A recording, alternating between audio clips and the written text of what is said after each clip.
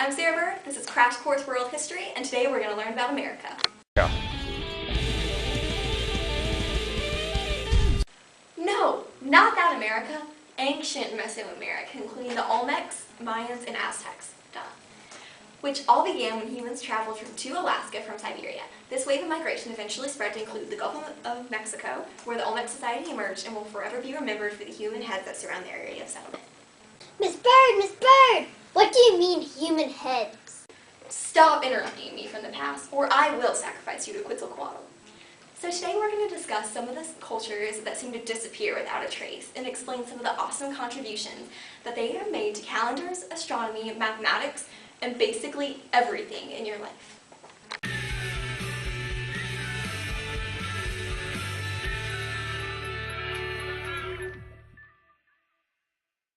The human heads found in Mesoamerica are believed to have been created by the Olmecs and were carved out of stone, jade, and volcanic rock basalt. These heads are believed to be representative of the leaders in Olmec society as a way to remember their rule. The Olmec society emerged around the Gulf of Mexico, or to be more specific, the modern-day city of Veracruz. They rose in prominence around 1200 BCE and began to decline around 100 BCE as well. Olmec is translated to mean the people of the rubber country and refers to the rubber trees that were so abundant in their area. The Olmecs were known for their advancements in technology and cultural traditions that arose while they were in power. Autumn? I don't know how to pronounce that. That word in Mesoamerica was a prominent ceremonial center that was home to thousands and utilized a water and drainage system. They practiced a polytheistic religion, of which little is known. However, we do know that human sacrifice is believed to have been a huge part of that was later carried on by the Mayans and the Aztecs. Temple mounds were common constructs, and jaguars were viewed as a symbol of power. The Olmec calendar and fascination with astronomy was the basis for the Mayan calendar, which was an extremely accurate representation of solar and lunar patterns and cycles for centuries later. Time for the open letter! Okay. Ah! It's a calendar! An open letter to the Olmec calendar. Dear Olmec calendar, because of you, Mondays have ruined our lives and we're forced to deal with 5 days of work a week. But without you, we wouldn't know what day of the week it was, and we would be forever lost between the phases of the sun and the moon. So, best wishes, Sarah Bird. There were also social developments. For example, the Olmec ball game was established, where high-ranking captives were often forced to play. Death was the consequence of the losing, and skull racks held their severed heads. These cultural and intellectual advances helped to provide a basis for our next Mesoamerican society, the Mayans, and the mysterious handprints in the Cave of Red Hands. The Mayan Empire survived from the 3rd century BCE to 900 AD. The empire was also located in modern-day southern Mexico, Guatemala, Belize, Honduras, and El Salvador. Wait, what, Autumn? Did I really point to Nicaragua? Oh man. So, the cultivation of maize, cotton, and cocoa was possible due to the terraces that they constructed that were able to trap silt from the river. Cocoa beans were often used as a form of currency. Tikal was a major political center in the Mayan Empire and was home to the temple of the giant jaguar. How ferocious. This temple was a step pyramid that influenced in part by the Olmec belief in the strength of the jaguar. The temple of the giant jaguar was meant to be a symbol of Tikal's power over the surrounding regions. The importance of the jaguar as a symbol of power can be seen through the names leaders possessed. For example, kings with the title Great Jaguar Paul, Shield Jaguar, and Bird Jaguar. Basically me. Fun fact though, the jaguar is the largest feline native to the Americas. The region surrounding Tikal was broken up into city kingdoms such as Palenque and Chichen Itza. Chichen Itza developed into a loose empire whenever the Mayan Empire collapsed. The religious practices are probably what the Mayans are most noted for. A popular creation myth is Popol Vuh, which explained that the gods made humans out of maize and water. Priests also taught that the gods maintained the agricultural society in exchange for human sacrifices and honors. High-ranking captives are known for being sacrificed in rituals, and bloodletting rituals were common practices that were used by kings and other leaders to show their devotion to the gods and their kingdoms to ensure reign. The social stratification of the Mayan Empire is also something really interesting to note. They had a strictly hierarchical structure with kings, a large class of priests, and nobility at the top. Merchants followed and were known to have served as ambassadors as well. Artisans were next, slaves and peasants were located at the bottom of the social structure, but they made up the majority of the population. The Mayan Empire developed many intellectual achievements. For instance, the Maya created a calendar which put the number of days at 365.242, and they interwove solar and ritual years.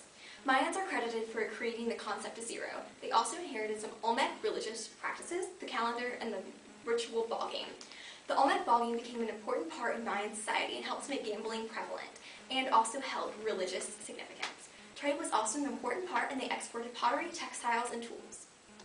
The Mayan Empire disappeared without any explanation, leaving historians and anthropologists with questions as to why these great people would desert homes and cities that are still standing today. Some possible answers include invasion, internal descent, civil war, water system failure, epidemic disease, natural phenomena, or ecological problems. From the Mayans, we now move on to the Aztecs and their ability to synthesize 3 different societies into a whole, plus their rigid hierarchy that showed respect to women, but only to those that filled the role they deemed correct, aka motherhood. Run the world, girls! The Mexican people settled in modern-day Mexico and founded the city of, there's that word again, Tenochtitlan, which became their capital and stood where Mexico City now stands. So remember, next time you go to Mexico City, pause to think about all the glory and death and history that occurred there hundreds of years ago. Eventually, the Mexican people joined in a political alliance with the cities of Texcoco and Tlacopan, creating the Aztec Empire. Around the 15th century, this alliance became powerful enough to start conquering the neighboring cities. Rulers began to launch military and imperial expansions, which came to define their civilization. One of the more well-known conquests was under the rule of Itquaro and Montezuma I, where they conquered the city of Oaxaca, slayed the inhabitants, populated it with colonists, and made it a thriving center. For most conquered and allied lands, however, the Aztecs only required tribute. This system was very oppressive economically, but it was pretty good politically.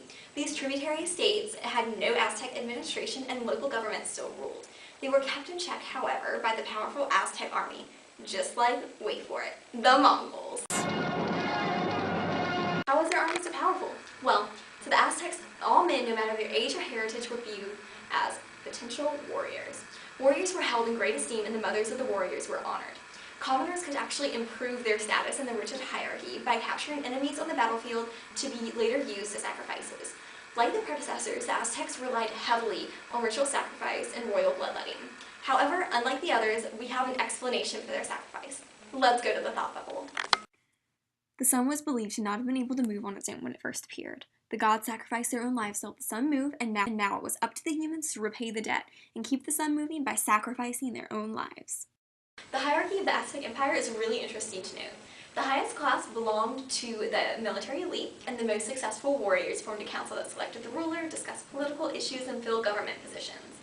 Warriors were given the right to wear a brightly colored cap, and equal feathers were given to those who captured enemies in battle. Women were largely relegated to the home, and the highest honor was being made the mother of a warrior. The bearing of children was equal to capturing enemies on the battlefield. Women did not inherit property or participate in politics, however. Priests were held highly as well because of their importance in religious ceremonies which were central to Aztec belief. Merchants and artisans also held prestige because of their central importance in the economy. These merchants and artisans supplied exotic products and provided information about the lands that they visited. However, while there were many in these high positions, the majority of the population were commoners. The commoners were divided into groups called capuli, who claimed descent from common ancestors, managed their own affairs, and even had cultivating plots for each family. Commoners often had to work on lands owned by aristocrats and public work projects such as palaces, temples, and irrigation systems. Now, to focus back on the central aspect of Aztec society, religion, ritual bloodletting was believed to water the earth and ensure the continuation of the world. Human sacrifice was also considered essential to the world's survival. The most common people to be sacrificed were criminals and convicts and captives. They practiced a polytheistic faith, and their principal gods were Tezcatlipoca and Quetzalcoatl. The Aztec Empire was divided into 5 different sun eras. Each one was separated by a cataclysmic event. After each cataclysmic event, a new sun god rose to power. Overall, the Aztecs were a force to be reckoned with militarily and held religion to the utmost importance. One thing all these Mesoamerican societies had in common was draining blood from their victims, which actually makes it quite similar to my middle school boyfriend who drained the happiness from my life. Though, it's amazing to think that even over all of the centuries that divided these empires, they still share so many of the same characteristics. The Olmec ball game, the calendar, the practice of bloodletting, and human sacrifice were all common to these societies. Trade linked the different regions that they were located in and likely helped to diffuse the Olmec traditions and religious practices throughout all of Mesoamerica. These societies helped to continue each other's previous cultures and discoveries by picking up where the others had seemingly left off. Thanks for watching Crash Course World History, and I will see you next week when we talk about the Indians and their lame animal sacrifice. As they say in my hometown, don't forget to be awesome. Crash Course was made with the help of these nice people, including Autumn, who helped filming and directing, and Megan as script supervisor and pronunciation help. Sarah Bird, plus a thanks to our impromptu actress, Yaeli, as younger me.